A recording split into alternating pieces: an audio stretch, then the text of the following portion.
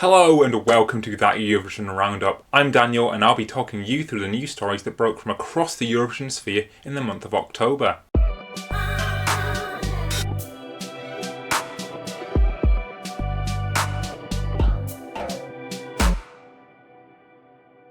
We start in the Balkans, where we have our first two national final lineups of the season, courtesy of Montenegro and Albania. In Montenegro, their new national final Monte song has a total of 16 participants, which includes a potential Eurovision returnee in Nina Žižić, who represented the country in 2013 alongside the band Husi. Other names include Boban Rajović, who has an almost 2-decade-long career spanning across the Balkans, and Kate, who was the runner-up of Montevision 2018, the previous national final format. Over in Albania, meanwhile, we have a full list of names and also some song titles as well. There's a fan favourite amongst the candidates in Elvana Giata, who's performing with a dance track called Carnaval. Meanwhile, the jury winner from last year, Maurat Kacheri, is also back, but his song title is yet to be announced. The full list of participants for both Montesong and Festivali Kengesh can be found on that Eurovision site and in the links in the description. Now, it's been a long and at times drawn out saga, but it was finally confirmed this month that the Netherlands will be participating at Eurovision 2025. But Joost Klein will not be participating. Dutch broadcaster Afrotros had been locking horns with the EBU ever since Joost's disqualification during Eurovision 2024 in Malmö, but they're happy with assurances made by the EBU regarding artists' welfare, including the appointment of a safety manager backstage, a reduction of behind-the-scenes filming, and a safe space for artists where filming is not allowed. Each country's head of media should also have to give express permission for an artist to be filmed backstage. And the Netherlands will be competing with a new head of delegation. Claudia van der Paas, who's been the assistant head of delegation for the past two contests and has over 20 years at Afrotros and its predecessors, has been appointed to the role. And with Joost Klein having opted not to return despite being offered first refusal, the Dutch have opened the search for their next representative and are again opting for an internal selection, with applications open until the late November. Now, one of the main reasons behind the Dutch participation was the appointment of the new Eurovision Song Contest director. Martin Green was appointed this month to oversee the promised changes, taking up the new role which was first announced back in July. Now, Martin's no stranger to the Eurovision world, having worked on Eurovision 2023 in Liverpool as a managing director. And he's also executive produced the London 2012 Olympic and Paralympic opening ceremonies, as well as working on the ceremonies for the Commonwealth Games in 2022 and the Hull City of Culture event in 2017. Eurovision 2025's host city Basel will have to hold a referendum on the contest receiving cantonal funding.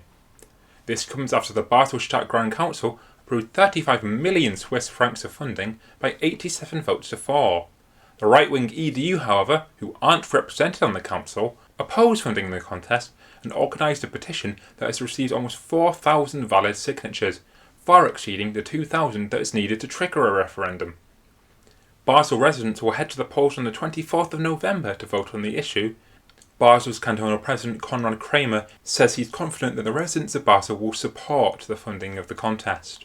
As we head into national final season, we're starting to get details from each broadcaster about how they'll conduct their national final. We've also received news that there was nearly 1,000 submissions to Benidorm Fest, 96 in Latvia's Supernova, around 60 in Luxembourg and 175 for Esti Laur, where the artists will be revealed early November. We've also received further information about the formats that will be used in Malta, Slovenia and Greece, the latter two of which are national finals returning this year.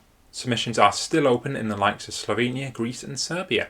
Now, Swedish newspaper Aftonbladet have been steadily releasing names of artists that they believe will be participating in Melodifestivalen 2025.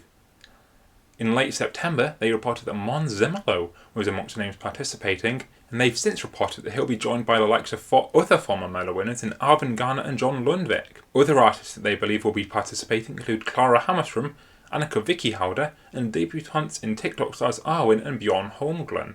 Mello isn't alone in turning the rumour mill, as Belgium's Eurosong has also had some artists rumoured, with Jerovan Dahl, Louise, Red Sebastian, Nomi Wolfs, and Grace Kawabi set to be 5 of the 8 participants according to Hetlaatse News. One show where the slate of artists is already confirmed is Sanremo Giovani, where the 24 artists who will compete for a spot in the returning newcomers section at next year's Sanremo Music Festival have been announced.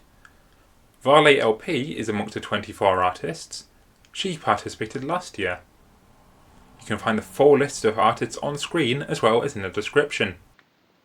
Hello, it's Future Daniel here, just to say that since we recorded that, the songs for Sanremo Giovani are now live, so you can go listen to all of them on the Rai website. Back to present day, Daniel.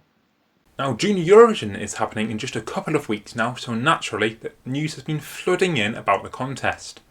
We now have a full list of artists and songs set to take part in Madrid, with Armeni's Leo and his song Cosmic Friend the last to be revealed. If you want to learn more about the artists and songs competing in Junior Eurovision, That Eurovision site is your place to be. We're running a That Eurovision preview series where we're taking you through all the artists competing this year, and their songs and more about them. We will also be running live coverage of the show itself. This month we had a lot of new music from Eurovision participants past and present. Eurovision 24 winner Nemo released their follow-up single Eurostar at the start of the month, alongside a music video which featured cameos from their Eurovision co-stars. There was also music released from Joost, Klein, Loreen, Bambi Thug, Aiko and several more from years gone by. You can find our pick of the bunch on our monthly music recap over on That Euro site, which is linked in the description. My personal favourites this month include Medi Mleko by Zala Gasper, which features Zala returning to the microphone, as well as Marlo joining the French singer Clou on her new album, where she features on the track Mar Lives. Let us know your favourites from this month in the comments below. And finally, That Eurovision podcast has been steadily releasing new episodes throughout the off-season. In the latest edition of the podcast, I joined Rory and Ewan to talk about all things Greece in Eurovision, where we discussed Greek tragedy, Victor Vernakos' merchandising team, and the imminent return of a national final, which hopefully this time will not be in a mall. That's all the news we have for this month. Thank you so much for watching That Eurovision Roundup, and we'll see you next month where we give you the lowdown of everything that went down in the Eurovision sphere in the month of November. That'll include Junior Eurovision, Montesong and artist announcements from the likes of Esti Lau. See you then!